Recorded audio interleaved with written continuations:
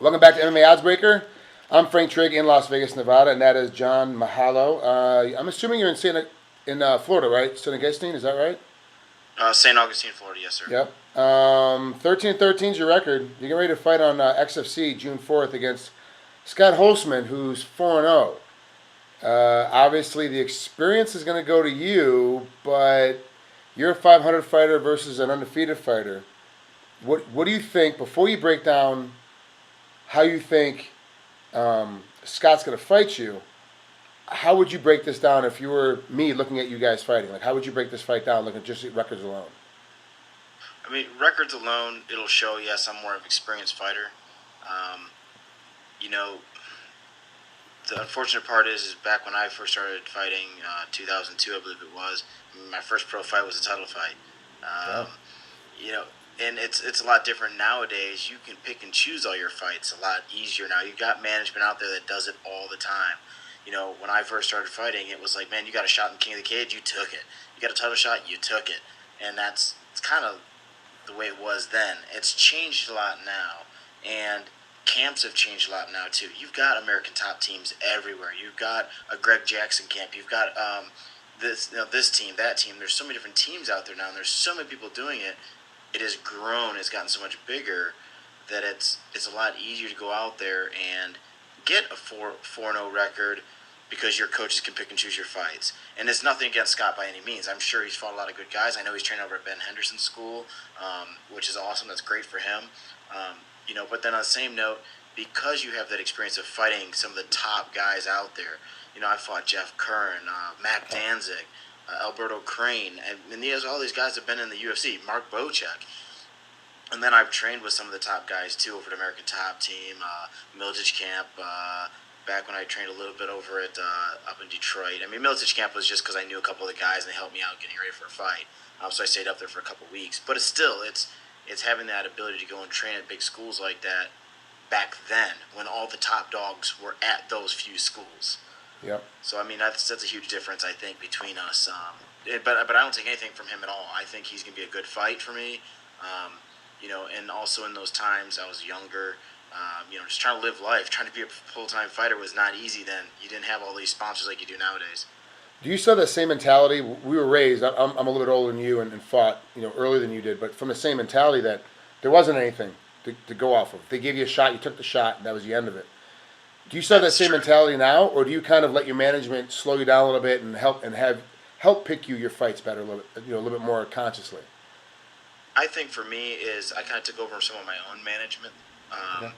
I'm not a dumb guy. I know how to go talk to people. I know how to get my own sponsorships. I've probably done pretty good for myself just doing that. Just being a small town that I'm in, there's some people that know me here. I teach at schools here. I've taught at quite a few other schools, and just my experience alone speaks for itself when I'm teaching and training. I've got a lot of amateur fighters and some guys that are going pro. And all these guys have belts, 1, 2, 3 belts, and it's just kind of speaks for itself in that aspect. So I think managing myself, taking some time for myself, seeing what directions I wanted to go. It wasn't so much just the retirement. I just need to step back because I've been doing it like you did for a very long time. And sometimes that consistent, always training, that's all you ever do, can wear on you. So sometimes you need to step back and take a little break, a little time for yourself, and kind of revamp and see where you're at. And I think that's been a huge part for me, is being able to sit back, look at myself, figure out what I needed to do, train correctly, and then put that stuff in order, and then see how it would work. And then as it started to work, I was like, cool, let's see what I can put together and look at another fight here in the future. You said you've been teaching a lot of different schools, a lot of different places. How do you balance that? Because obviously, I talk to some guys, and all they do is train to fight and be fighters. They're full-time athletes, that's it. You still have other stuff you have to do. How do you find that balance to train, get ready for your fights, and still teach your classes on time?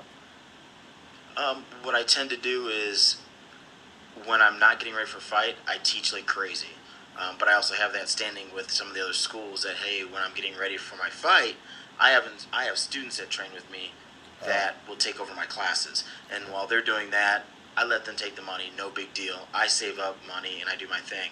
I'm a workaholic. I will work my butt off for a certain amount of time, and then once I save up a little bit of money and put it to the side, and I say, you know what, it's time to go and take a fight, I feel comfortable doing it like this, that's what makes it work for me.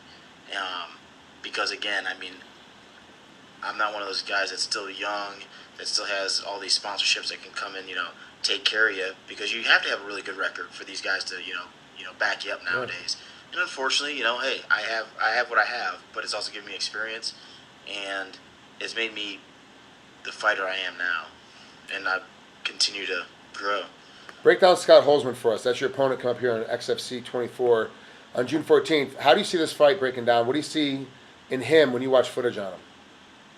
Um, with myself and the coaches, we kind of broke down some of the stuff.